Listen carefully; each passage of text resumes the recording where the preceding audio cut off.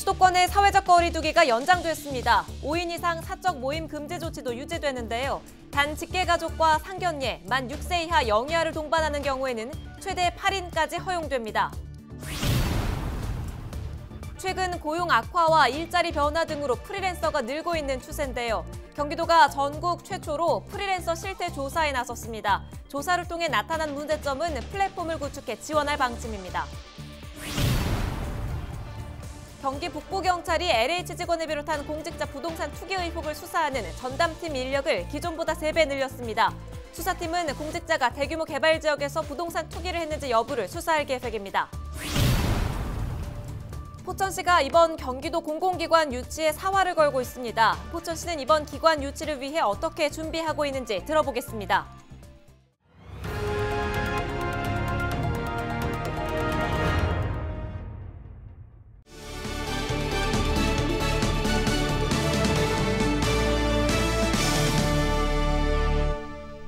여러분 안녕하십니까? 헬로티비 나라뉴스입니다.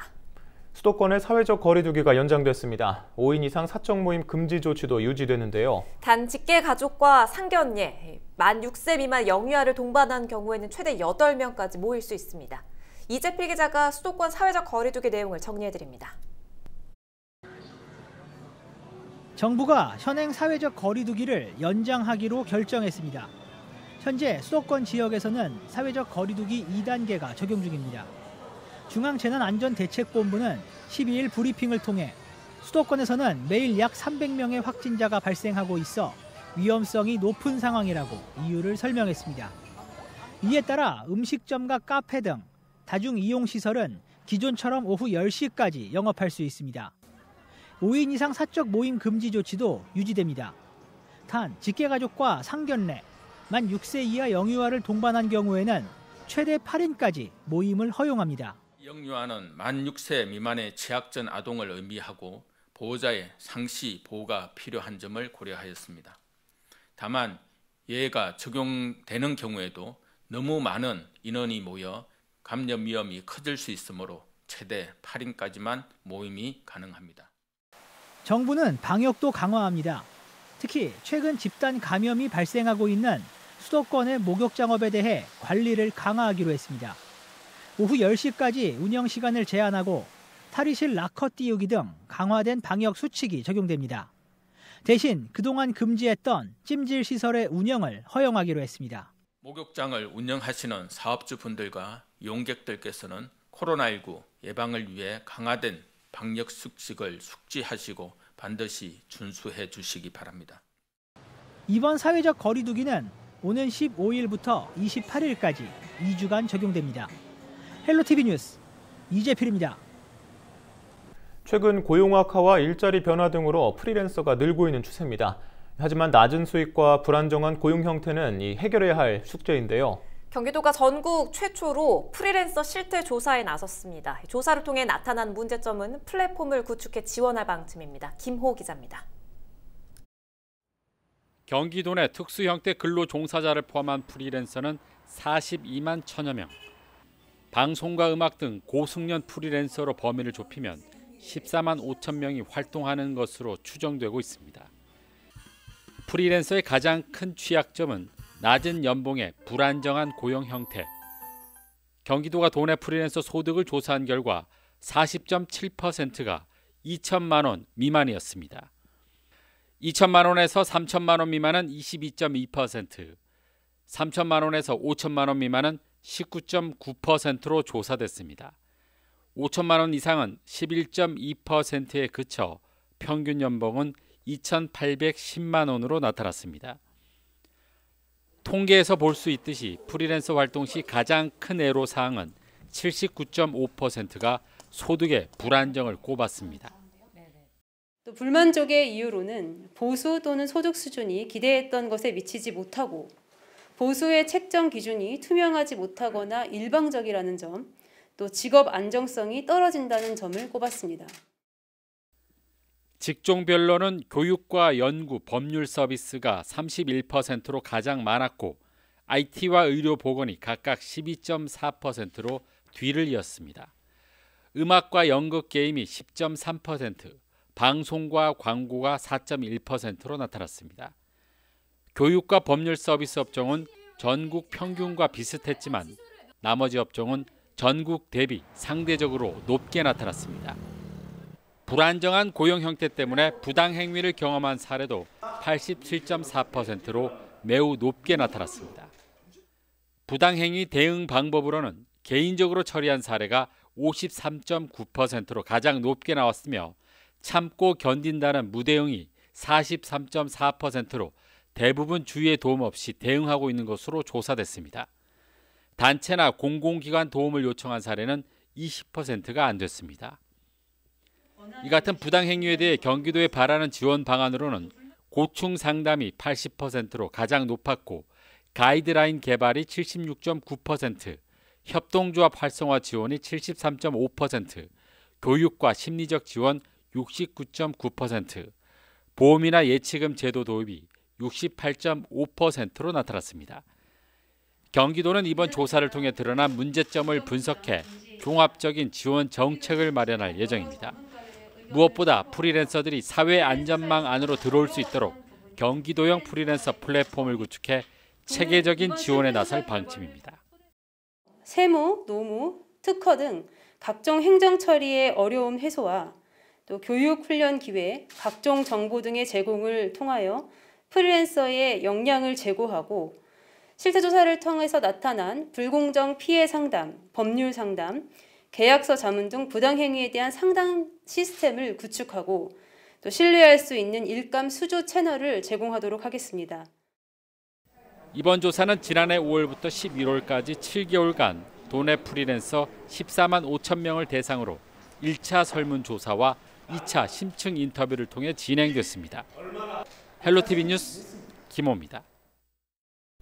경기 북부경찰청이 LH 직원을 비롯한 공직자 부동산 투기 의혹을 수사하는 전담팀 인력을 기존보다 3배 늘렸습니다. 수사 인원은 기존 16명에서 45명으로 증원됐고 수사팀에는 국세청 직원과 법률지원팀 인력 등이 참여합니다.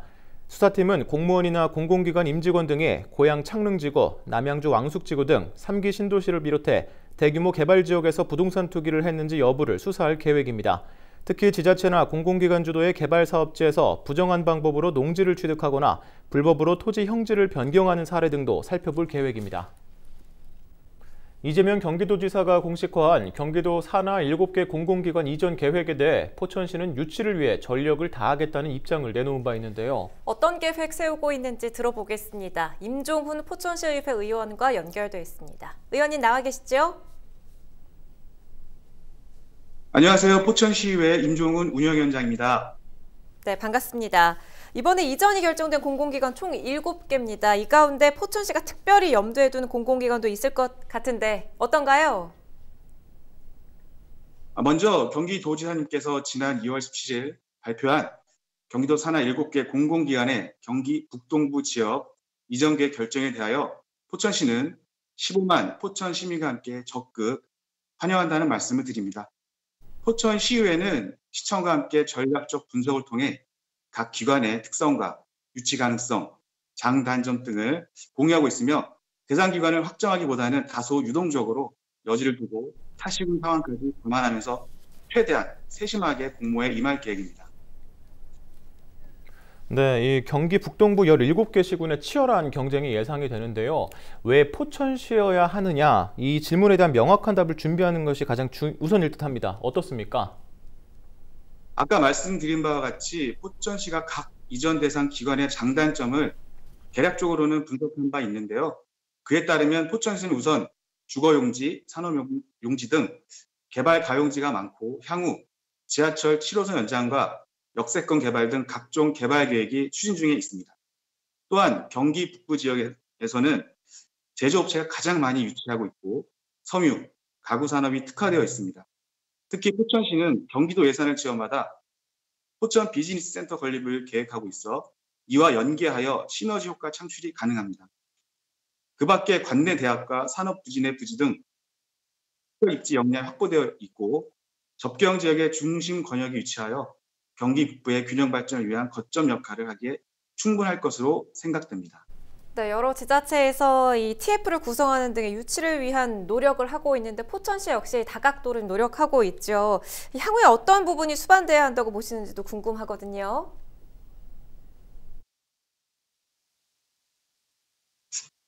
포천시는 현재까지 경기도 공공기관 이전 정책을 환영한다는 입장을 지역 내에서 시민과 함께 꾸준히 홍보해 왔습니다.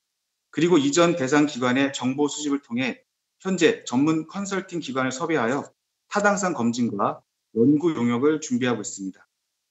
무엇보다도 가장 중요한 것은 공공기관 유치에 대한 포천시장, 국회의원, 시도연들의 강력한 의지와 그리고 시민의 염원, 자발적 의지를 한 곳에 집중시켜 포천 시민이 바라는 특별한 희생에 대한 특별한 보상이 경기 북부의 실질적인 균형 발전으로 실현되는 것이라고 생각합니다.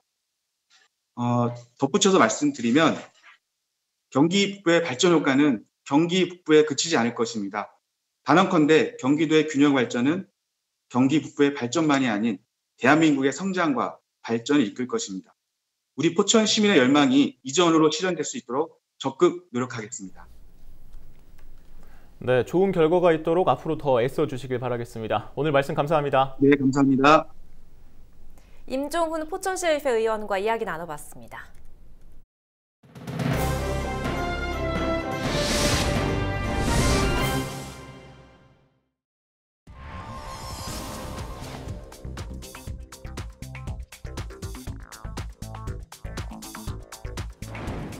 여러분은 우리 사회가 얼마나 안전하다고 생각하십니까? 범죄에 안전하다고 여기는 사람은 27%에 불과했습니다. 안전하지 않다고 생각하는 사람은 40%나 됐죠. 가장 큰 불안 요인은 뭘까요? 신종 질병이 33%로 가장 많았습니다.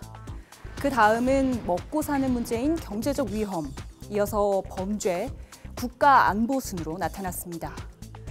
2018년 조사에서는 신종 질병에 대한 불안이 겨우 3%였습니다.